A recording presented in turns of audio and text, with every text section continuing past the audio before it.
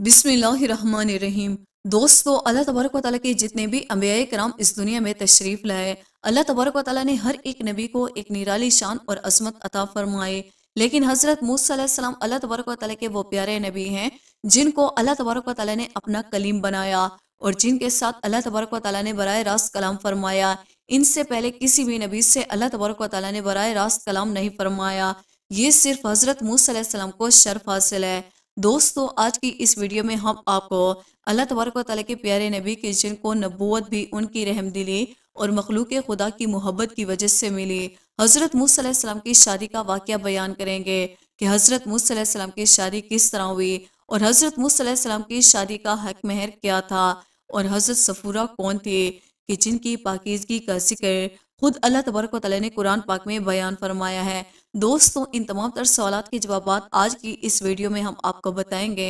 हमारी इस वीडियो को एंड तक ज़रूर देखिएगा। दोस्तों, मिस्र के अंदर एक ऐसी कौम आबाद थी जो कि तादाद में बहुत ज़्यादा लोग थे, जिनको किप्ती कौम कहा जाता है। ये वही लोग थे जिन्होंने सबसे पहले फ़िरौन को अपना खुदा माना। रिवायात में आता है कि हज़रत मूसा अलैहिस्सलाम एक मरतबा कहीं से गुजर रहे थे कि आपने देखा कि दो शख्स आपस में झगड़ रहे हैं। उनमें से एक शख्स हजरत मूसा अलैहिस्सलाम का मानने वाला था और दूसरा फिरौन का मानने वाला था। यानी कि एक बनी इसराइल का मुसलमान था और दूसरा किप्ती जो कि फिरौन को अपना खुदा समझता था। फिरौन का मानने वाला शख्स हजरत मूसा अलैहिस्सलाम को मानने वाले शख्स पर जुल्म कर रहा था। हजरत मूसा अलैहिस्सलाम के मानने वाले मुसलमान ने हजरत मूसा अलैहिस्सलाम को अपनी मदद के लिए पुकारा। हजरत मूसा अलैहिस्सलाम उस शख्स की मदद के लिए आगे बढ़े और उस किप्ती को एक जोरदार मुक्का मारा, जिसके नतीजे में वो वहीं पर हलाक हो गया। हजरत मूसा अलैहिस्सलाम ने जब ये देखा कि वो शख्स मर चुका है तो हजरत मूसा अलैहिस्सलाम फरमाने लगे, ये तो शैतानी अमल है। इसके बाद हजरत मूसा अलैहिस्सलाम अल्लाह तबारक व तआला की बारगाह में माफ़ी तलब करने लगे और अल्लाह तबारक व तआला ने हजरत मूसा अलैहिस्सलाम को माफ़ फरमा दिया। चुनांचे इसी दौरान इस कत्ल की खबर फिरौन के महल तक पहुंच गई। हजरत मूसा अलैहिस्सलाम के हाथों हलाक होने वाला शख्स जो कि फिरौन का चाहने वाला था, लिहाजा फिरौन को जब इस बात की खबर मिली तो फिरौन आग बगोला हो गया और उसने ये हुक्म जारी किया कि हजरत मूसा अलैहिस्सलाम को तलाश किया जाए और माज़अल्लाह उनको शहीद कर दिया जाए। चुनांचे फिरौन का ये हुक्म सुनते ही फिरौन के लश्कर हजरत मूसा अलैहिस्सलाम की तलाश के लिए निकल पड़े। ये खबर सुनते ही एक शख्स जो कि हजरत मूसा अलैहिस्सलाम से मोहब्बत करता था, वो दौड़ता हुआ हजरत मूसा अलैहिस्सलाम की बारगाह में हाजिर हुआ और हजरत मूसा अलैहिस्सलाम की खिदमत में हाजिर होकर अर्ज करने लगा कि ए हजरत मूसा अलैहिस्सलाम, बेशक फिरौन ने आपको कत्ल करने का हुक्म दिया है और फिरौन के हवारी आपको तलाश कर रहे हैं, लिहाजा मैं आपका खैर ख्वाह हूँ और मैं ये चाहता हूँ कि आप जल्द अज जल्द मिस्र को छोड़कर कहीं और रवाना हो जाएं। चुनांचे इस शख्स की ये बात सुनते ही हजरत मूसा अलैहिस्सलाम ने मजबूरन मिस्र से हिजरत करने का इरादा फरमा लिया और हजरत मूसा अलैहिस्सलाम ने मिस्र की सरजमीन को छोड़कर मदियन जाने का फैसला कर लिया। और मदियन वो मकाम था जहाँ अल्लाह तबारक व तआला के बरगुज़ीदा नबी हजरत शुएब अलैहिस्सलाम मौजूद थे। मदियन एक सहराई बस्ती थी जो कि फिरौन की सल्तनत की हदूद से बाहर थे। लिहाजा हजरत मूसा अलैहिस्सलाम मिस्र को छोड़कर मदियन की तरफ रवाना हो गए। जब हजरत मूसा अलैहिस्सलाम मिस्र से मदियन की तरफ रवाना हुए तो उस वक्त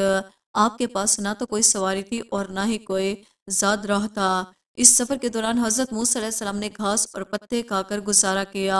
मिस्र से मदियन तक का सफ़र हजरत मूसा अलैहिस्सलाम की ज़िंदगी का सबसे मुश्किल तरीन सफ़र था, क्योंकि हजरत मूसा अलैहिस्सलाम उस रास्ते से वाकिफ ना थे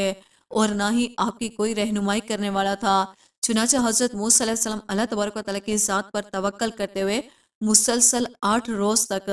इसी तरह चलते रहे, यहाँ तक कि आपके जूते मुबारक घिस गए और बगैर जूतों के चलने की वजह से आपके पाँव मुबारक जख्मी हो गए और आपके कदमों पर छाले पड़ गए। चुनांचे इस मुश्किल तरीन सफ़र के दौरान अल्लाह तबारक व तआला ने हज़रत मूसा अलैहिस्सलाम की मदद की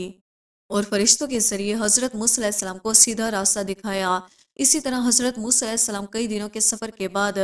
बिला आखिर मदियन पहुंच गए। इसी तरह जब हज़रत मूसा अलैहिस्सलाम मदियन शहर के किनारे पर पहुंचे तो आपने देखा कि वहां पर एक कुआं मौजूद है जिससे वहां के लोग पानी निकालकर अपने जानवरों को सैराब कर रहे हैं। आपने देखा कि कुएं के इर्द गिर्द बहुत सारे लोग मौजूद हैं जो अपने जानवरों को पानी पिला रहे हैं और दूसरी तरफ दो नौजवान खूबसूरत लड़कियां खड़ी हैं जो कि अपने जानवरों को संभाल रही हैं। جو کہ اس بات کا انتظار کر رہی ہیں کہ یہ لوگ اپنے جانوروں کو پانی پلا کر جائیں گے اور کنواں خالی ہو، تاکہ اس کے بعد ہم اپنے جانوروں کو پانی پلا سکے۔ اس وقت کنویں کے ارد گرد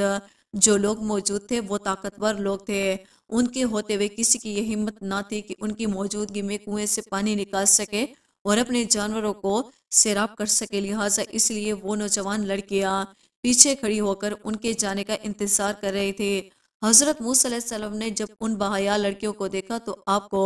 ان پر بہت رحم آیا کہ ان بحیا لڑکیوں کی کوئی مدد کرنے والا نہیں، اور یہ لوگ صرف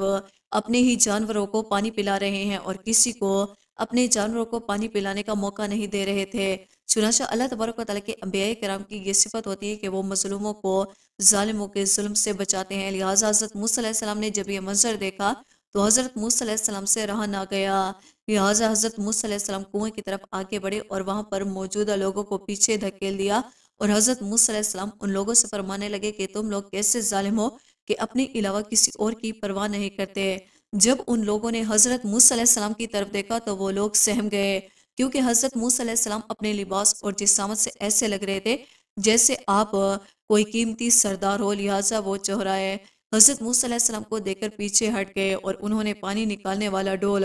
حضرت موسیٰ علیہ السلام کے سپرد کر دیا۔ چنانچہ حضرت موسیٰ علیہ السلام نے کنویں سے پانی نکالا اور اس پانی کو ان بحیا لڑکیوں کے حوالے کر کے آپ پیچھے ہٹ گئے۔ دوستو، اس وقت دھوپ اور گرمی بہت زیادہ تھی اور کئی دنوں کا سفر کرنے کی وجہ سے حضرت موسیٰ علیہ السلام کو بہت زیادہ بھوک لگ رہی تھی، چنانچہ آپ اس شہر کے اندر تنہا اور اجنبی تھے، آپ کو کوئی کھانا کھلانے والا موجود نہ تھا، لہٰذا حضرت موسیٰ علیہ السلام بھوک اور تھکاوٹ کی وجہ سے چور ہو چکے تھے۔ چنانچہ آپ اپنے قریبی ہی موجودہ ایک درخت کے سائے کے نیچے بیٹھ گئے اور اللہ تبارک و تعالیٰ کی بارگاہ میں دعا کرنے لگے کہ یا رب العالمین، میں اس کھانے کا محتاج ہوں جو میرے لیے نازل فرمائے۔ ادھر جب یہ دونوں بحیا لڑکیاں اپنے جانوروں کو پانی پلا چکی تو اس کے بعد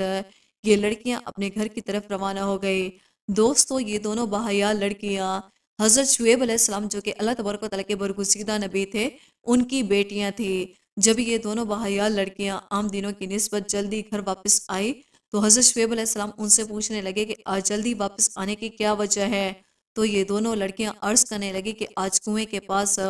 ایک نیک شخص ملا ہے جس نے ہماری مدد کی اور جس کی وجہ سے آج ہم جلدی واپس آ گئے۔ یہ بات سن کر حضرت شعیب علیہ السلام اپنی بیٹیوں سے کہنے لگے کہ جاؤ اس نیک شخص کو میرے پاس بلا کر لاؤ۔ چنانچہ ان دونوں لڑکیوں میں سے ایک بحیا لڑکی باپردہ ہو کر شرماتے ہوئے حضرت موسیٰ علیہ السلام کو بلانے کے لیے روانہ ہو گئی، اور وہ حضرت موسیٰ علیہ السلام کے پاس پہنچ کر کہنے لگی کہ میرے والد آپ کو بلا رہے ہیں تاکہ آپ کو اس کام کی مزدوری دے جو آپ نے ہماری مدد کی۔ پہلے تو حضرت موسیٰ علیہ السلام نے ان کے ساتھ جانے اور اجرت لینے سے انکار کر دیا، لیکن جب آپ کو پتہ چلا کہ جس شخص نے آپ کو بلایا ہے وہ اللہ تبارک و تعالیٰ کے برگزیدہ نبی حضرت شعیب علیہ السلام ہے، تو حضرت موسیٰ علیہ السلام آپ کی زیارت کے لیے ان کے ساتھ جانے کے لیے راضی ہو گئے۔ اسی طرح حضرت موسیٰ علیہ السلام اس لڑکی کے پیچھے پیچھے روانہ ہو گئے۔ راستے میں جب تیز ہوا چلتی تو اس ہوا کی وجہ سے اس لڑکی کے پنڈلیوں سے کپڑا ہٹ جاتا اور حضرت موسیٰ علیہ السلام حیا کی وجہ سے اپنے چہرے کو کپڑے سے ڈھانپ لیتے۔ بالآخر جب 2-3 مرتبہ ایسا ہوا تو حضرت موسیٰ علیہ السلام نے اس لڑکی کو حکم فرمایا کہ آپ میرے پیچھے پیچھے چلے اور پتھر کے اشارے سے مجھے راستہ بتاتی چلے، لہٰذا وہ بحیا لڑکی حضرت موسیٰ علیہ السلام کے پیچھے ہو گئی اور پتھر کے ٹکڑے پھینک کر حضرت موسیٰ علیہ السلام کو راستہ بتاتی رہی، یہاں تک کہ حضرت موسیٰ علیہ السلام حضرت شعیب علیہ السلام کے مکان تک پہنچ گئے۔ حضرت موسیٰ علیہ السلام کو دیکھ کر حضرت شعیب علیہ السلام بہت خوش ہوئے اور آپ کا استقبال کیا اور اپنی بیٹیوں کو حکم دیا کہ کھانا تیار کرو۔ جب کھانا تیار ہو گیا تو حضرت شعیب علیہ السلام حضرت موسیٰ علیہ السلام سے فرمانے لگے کہ ہمارے ساتھ بیٹھے اور کھانا تناول فرمائے۔ حضرت شعیب علیہ السلام یہ بات سن کر حضرت موسیٰ علیہ السلام سے معذرت کرنے لگے اور آپ کہنے لگے کہ میں آپ کے ساتھ کھانا نہیں کھا سکتا، میں اللہ تبارک و تعالیٰ کی پناہ چاہتا ہوں کہ کہیں یہ کھانا اس بات کی اجرت نہ بن جائے جو میں نے اللہ تبارک و تعالیٰ کی رضا کے لیے کیا ہے۔ چنانچہ حضرت شعیب علیہ السلام فرمانے لگے کہ اے نوجوان، یہ کھانا آپ کے اس عمل کا بدلہ نہیں ہے، بلکہ ہم مہمان نواز ہیں اور مہمان نوازی کرنا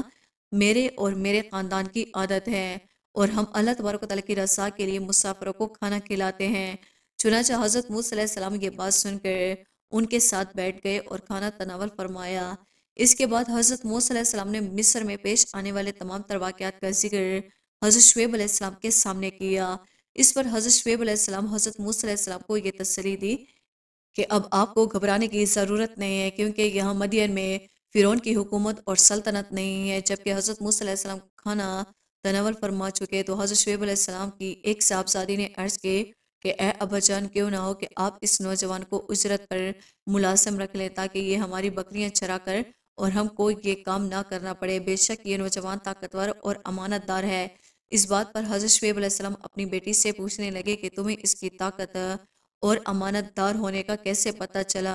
تو حضرت شعیب علیہ السلام کی بیٹی عرض کرنے لگی کہ ابا جان، ان کی طاقت کا اندازہ اس بات سے پتہ چلتا ہے کہ انہوں نے اکیلے اس کنویں سے پانی نکال کر ہم کو دیا جس کنویں سے 10 آدمی پانی نکال کر لاتے ہیں، اور ان کی امانت کا اندازہ اس بات سے لگایا جا سکتا ہے کہ جب اس نوجوان نے ہم کو دیکھا تو اپنی نظروں کو جھکا لیا اور مجھے اپنے پیچھے چلنے کو کہا۔ چنانچہ حضرت شعیب علیہ السلام حضرت موسیٰ علیہ السلام کے اعلیٰ اخلاق اور شرافت سے بہت زیادہ متاثر ہوئے، اور کچھ دیر سوچنے کے بعد حضرت موسیٰ علیہ السلام سے فرمانے لگے کہ میرے پاس تمہارے لیے پیشکش ہے کہ میں اپنی ایک بیٹی کا نکاح تمہارے ساتھ کر دوں گا، لیکن اس کا حق مہر یہ ہوگا کہ آپ کو 8 سال تک میری بکریاں چرانی ہوگی اور میری ملازمت کرنی ہوگی۔ چنانچہ حضرت موسیٰ علیہ السلام اس پیشکش پر راضی ہو گئے، اور آپ نے 8 سال تک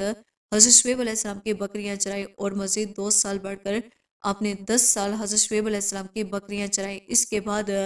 حضرت شعیب علیہ السلام نے اپنی بیٹی کا نکاح حضرت موسیٰ علیہ السلام سے کر دیا۔ جس باحیا لڑکی کا نکاح حضرت موسیٰ علیہ السلام سے ہوا اس کا نام صفورہ تھا، اور یہ وہی لڑکی تھی جو حضرت موسیٰ علیہ السلام کو بلانے کے لیے گئی تھی۔ اسی طرح حضرت موسیٰ علیہ السلام نے مدین کے اندر 10 سال گزارے، اور یہ 10 سال حضرت موسیٰ علیہ السلام کی زندگی کے بہترین 10 سال تھے۔ دوستوں، چونکہ اللہ تبارک و تعالیٰ نے حضرت موسیٰ علیہ السلام کو مصر کی طرف نبی بنا کر بھیجا تھا، لہٰذا آپ ساری زندگی مدین کے اندر نہیں گزار سکتے تھے۔ اس شادی کے بعد حضرت موسیٰ علیہ السلام اللہ تبارک و تعالیٰ کا حکم پا کر اپنی بیوی کو ساتھ لے کر دوبارہ مصر کی طرف روانہ ہو گئے، اور وہاں جا کر دوبارہ مصر کے لوگوں کو اللہ تبارک و تعالیٰ کا پیغام پہنچانے لگے، اور لوگوں کو اللہ تبارک و تعالیٰ کی واحدانیت کی طرف بلانے لگے۔ اللہ تبارک و تعالیٰ سے دعا ہے کہ اللہ تبارک و تعالیٰ ہمیں نیک اعمال کرنے کی توفیق عطا فرمائے، اور ان تمام تر برائیوں سے ہمیں بچائے جن برائیوں کے اندر مبتلا ہو کر پہلی قومیں ہلاک ہوئی، اور اللہ تبارک و تعالیٰ کا دردناک عذاب کی مستحق قرار پائے۔ دوستوں، امید کرتے ہیں ہماری آج کی ویڈیو آپ کو پسند آئی ہوگی۔ ویڈیو کو لائک اور سبسکرائب کرنا نہ بھولیے گا۔